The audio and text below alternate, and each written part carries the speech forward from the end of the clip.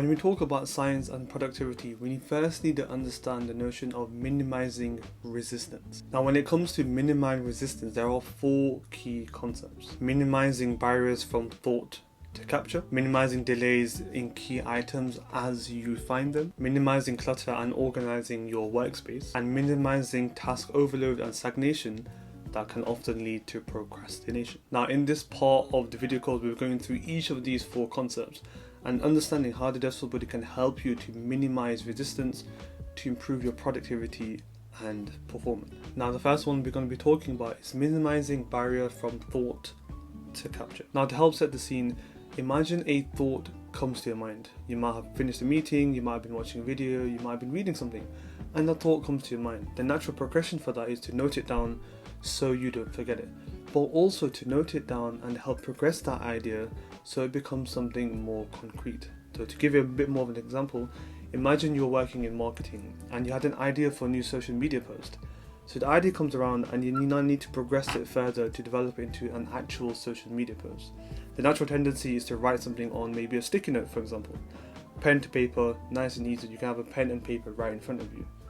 But how many times does that sticky note, that piece of paper get lost within a matter of seconds? You might have popped out your desk and come back and that note has got, amongst so many other things, it's got lost, it's got misplaced, it's wedged in between many other notes that were on your desk, and it increases friction. Again, very simple for this segment of the video is to minimize resistance. So we want a notion where it's straight away easy to write something. Once we finish with that idea and that task, and maybe we have housed it in our actual workflow on our monitor, we want to be making it nice and easy to erase so we can have space for a new idea. So you can also really understand where I'm coming from, because the Desktop Buddy actually allows you to do that. You can have within your peripheral vision a nice easy way from thought to capture onto the Desktop Buddy, and once you finish with that capture for maybe the rest of the afternoon or the next day, you can erase it off, make sure obviously it's housed somewhere more permanent, and then you can use that space again for new ideas. So it's a nice, easy, reusable way to note down your ideas from thought to capture right in front of you within your eyesight, and it's nearly impossible to lose it because you're not going to lose your Desktop Buddy because it's right in front of you. So that's how the Desktop Buddy can help to minimize resistance from this point of view. Now, the next segment is helping to minimize resistance in finding key items that you need. Now, these can be your daily drivers, these can be your items that you use on your desk quite often. And how much time do we waste from trying to find something that was actually in front of us but we didn't know, or it's fallen behind our chair, or it's fallen on the back of the desk, and we sometimes spend 5-10 minutes or even longer trying to find something that we need, and by the time we need it, we forgot what we needed it for. And that can be incredibly frustrating. Something very trivial, but it can be incredibly frustrating, and that's where the Desktop Buddy can really help. Because if you want to minimize resistance in key finding things, you want a central place where you can house things that you won't forget.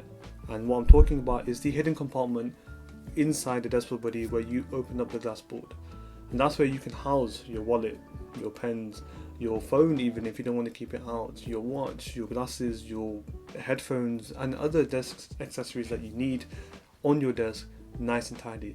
So when you think you need something, the first thing that can come in your mind is open a desk board, and it should be there. And once you finish with it, you know where to put it, which is inside your Desktop Buddy. So you can start to see now why the Desktop Buddy is also really useful, not just from writing things, but also from actually looking inside and using that compartment as a centralized storage space for your desk. And in the later part of this video, we'll be talking about habit formation, but just to hit the point right now, you can start to develop habits of where you store things on your desk. You can start to develop habits of keeping your X, Y, and Z desk accessories inside the Desktop Buddy, making sure once you've used it, you put it back, and all of that helps the culmination and the collective understanding of minimizing resistance and boosting productivity and performance, and having the Desktop Buddy as that centralized point on your desk to do all of that. This third segment is my personal favorite because it's looking at minimizing clutter and organizing your workspace. There is a mountain and a body of evidence to show that a cluttered desk can lead to all sorts of problems in terms of hindering productivity and performance. So much so that a lot of people argue that a cluttered desk is actually associated with a cluttered mind. and it's quite easy to understand that if you have a cluttered mind, it's very difficult to be very efficient in finishing your to-do list, organizing your tasks, and being really productive at your desk. Similar to delays in finding essential tools, having a cluttered desk can really impact our ability to enter the flow state.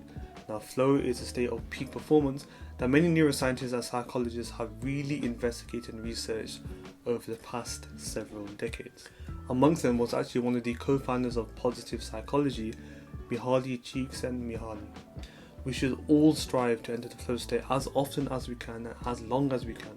And having an organized desk and having a really nice place where there is minimal resistance, it's going to really increase our chances to enter that flow state as often as possible. Now, the fourth and final form of minimizing resistance is to look at minimizing task overload to avoid stagnation and procrastination.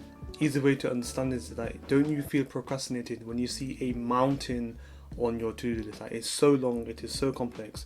We don't really feel enthusiastic when we see that.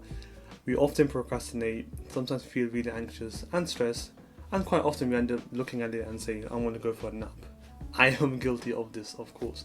But it's that notion of, why should we have a to-do list that's so long when we know quite often it's going to lead to those unfortunate negative feelings, which is procrastination, feeling stressed, feeling anxious, and it actually stagnates our productivity and performance. And the worst thing is, if it's not addressed, it gets worse and worse and worse, and then we're in this negative vicious cycle of feeling unproductive and unmotivated. To overcome that really overbearing, long, complex to-do list, you can follow a few rules when you are making your daily or weekly tasks. You can make sure it's relevant, make sure it's manageable, and also make sure it's simple. Majority of our Deskboard Buddy users actually have a section on their Glassboard that's just for their to-do list. Now, you might be wondering, why is this important? The reason is that what people don't realize is there is a limited amount of space. So it actually forces you to be really productive, really organized, because you don't have an infinite amount of space to jot down everything. And if you believe it or not, a lot of the digital to-do list apps have an infinite amount of space. And that might be good for some reasons, but quite often, because there's an infinite amount of space, unfortunately that gets clogged up and nothing actually gets resolved. So having a limited amount of space works in our favor if it's used in the right mindset, to make sure that we are writing tasks and also taking tasks off in readiness for the next day or the next segment of work that we need to do. Now, to summarize this portion of the video course, if you want to be really optimized in terms of your work output, we need to be organized, need to be streamlined, and need to try and focus on entering the flow state as often as possible. And which is why we have recommended to use the Deskboard Buddy in these ways to help you to do the stuff.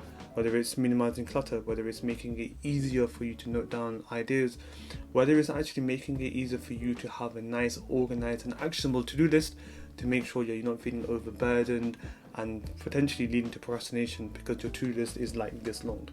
That's why the Deskboard Buddy is really useful for you to essentially enter the flow state. Now, if you want to summarize a lot of this video course, is how can we use the Deskboard Buddy to enter the flow state?